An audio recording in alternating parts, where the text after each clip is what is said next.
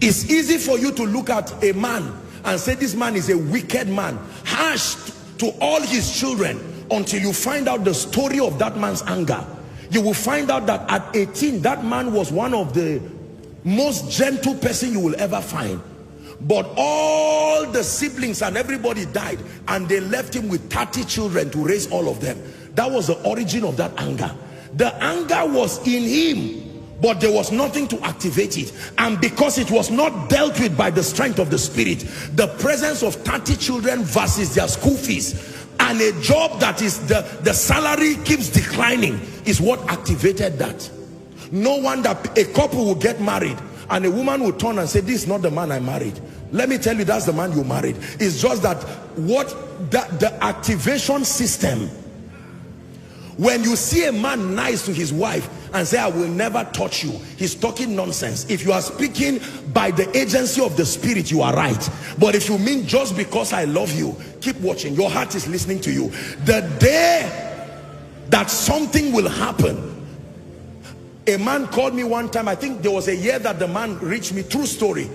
A small boy went to kick a car, kicked the man's car, you know, children and all these their things, and he just crashed the car through a fence. The man was thinking of how to beat and kill this child. How do I start? It's not whether I would do it. I'm thinking of how I'm going to start killing this child.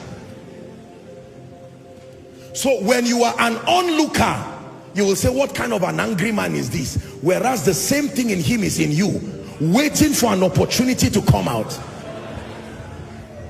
Why is this person jealous? Why is there jealousy among men of God? Why can't they just work as one? Don't worry, say you are about to start ministry. By the time you start ministry and after 10 years you have only 3 members, you will know why people get angry.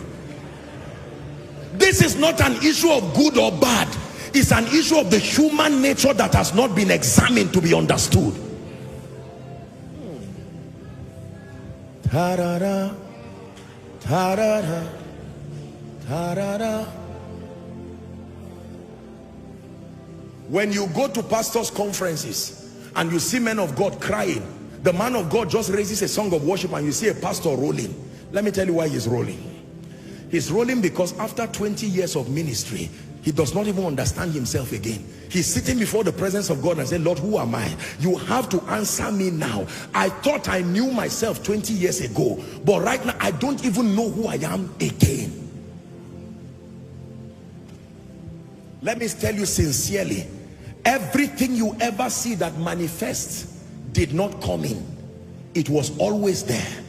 But there is a system God has provided to be able to tame the flesh with understanding, not in the strength of the flesh. Taming the flesh in the strength of the flesh is a total waste of time. It's like trying to push a wall. You are the one who will be tired. Is someone learning now? Apostle, me, I'm a man of integrity. What has tested you? Apostle, I don't like with me the kind of grace God gave me. If I see women, they are like trees.